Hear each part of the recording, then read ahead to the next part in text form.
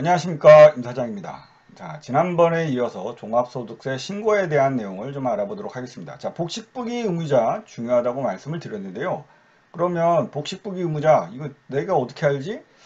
예전에는 복식부기 의무자라고 해서 당신의 신고 유형이라든지 이런 내용들을 우편으로 국세청에서 성실하게 다 이제 주민등록지로 다 해서 보내줬습니다. 근데 작년부터 이것을 보내주지 않고 있습니다. 그래서 뭐 카카오톡으로 요새는 보내더라고요. 그래서 카카오페이에 들어가 보시면 카카오 다 쓰시죠?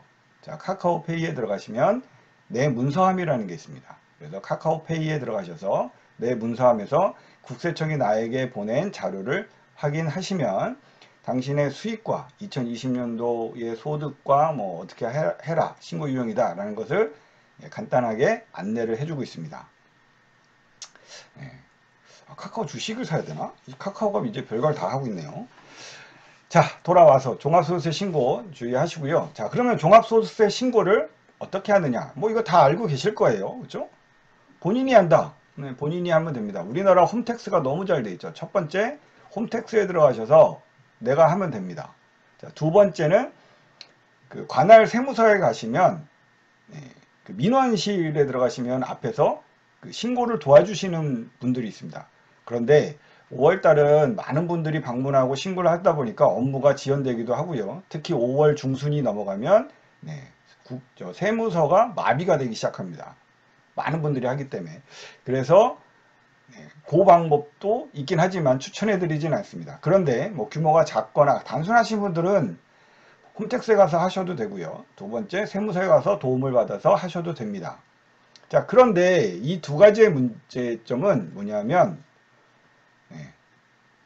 내가 잘 모르면 잘 못한다는 거죠. 정확하게 할 수 없으면 누락이 되거나 잘못되거나 오기가 되거나 해서 나중에 추징이 발생될 수도 있다. 자, 그런 점들이 문제가 있습니다. 그래서 저희는 이제 종합소득세 신고에서 복식부기 의무자들은 저는 세무사라고 그러죠.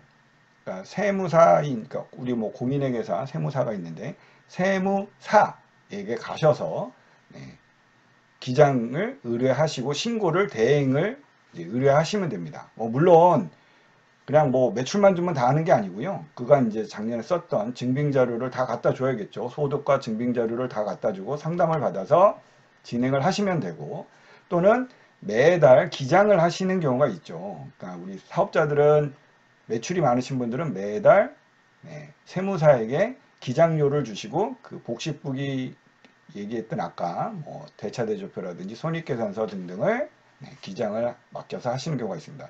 그래서 제가 복식부기 의무자들에게 추천드리는 건 세무사를 방문하셔라. 세무사에게 기장을 의뢰하시면 될 것 같습니다. 왜냐하면 이거 이제 저도 많은 한 20여 년 동안 이제 이런 업을 개인 사업을 하고 뭐 법인에 소속돼서 일을 해봤지만 일단 국세청이 조사를 하는 순서가 있어요. 그죠? 자, 국세청이 조사하는 순서는 첫 번째 고소득자겠죠. 고소득자인데 탈루 혐의가 있는 사람들. 그런 사람들이 많습니다. 두 번째는 신고가 불성실한 사람들을 타켓으로 갑니다. 자, 그러면 생각을 해보시면 신고가 불성실하다라고 하면 뭔가가 잘못됐다는 거겠죠. 그러면 개인이 해서 많은 실수를 할 수가 있기 때문에 그런 순서로 갑니다. 그리고 전문가인 세무사가 인증한 서류들은 일단은 순서가 뒤에 가 있습니다. 그죠? 조사. 야, 이거 문제가 있네. 그리고 마지막으로 여기에서 뭐 고소득이라든지 탈루 혐의가 있다라고 하면 조사를 한다라고 보시면 됩니다. 그래서 가장 그나마 정확하게 할 수 있는 건 세무사를 대리해서 세무사에게 의뢰하시는 게 좋고요. 자, 그러면 내가 복식부기 의무자냐 아니냐 이거 중요하다고 말씀드렸죠. 그걸 어떻게 찾느냐.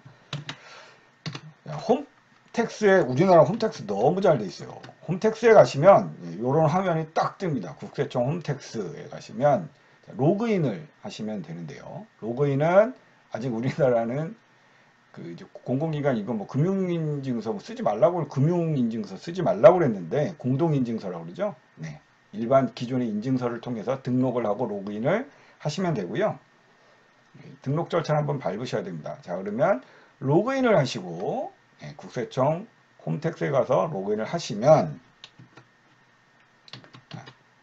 자, 여기서 로그인 하시면 요 화면이 나옵니다. 그러면 맨 위에 부분에 신고 납부라고 보시죠. 요걸 클릭하시면 요 화면이 밑에 화면이 나오고요. 그 다음에 오른쪽에 보면 종합소득세, 우리 종합소득세 신고죠. 요거를 두 번째로 클릭을 하시면 선택을 하시면 됩니다.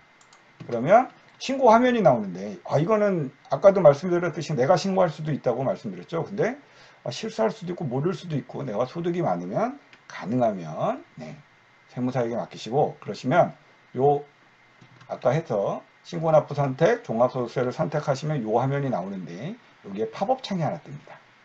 팝업 창이 뜨면서 맞춤형 신고 안내라는 내용이 나오고요. 여기에 보면 가운데 신고도움자료 열나무 신고라고 하는 메뉴가 왼쪽에 나오는데 이걸 클릭해 보세요. 이걸 클릭하시면 이런 화면이 나옵니다.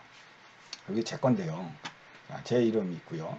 종합소득세 성실 신고를 도와드리는 종합소득세 신고도움 서비스.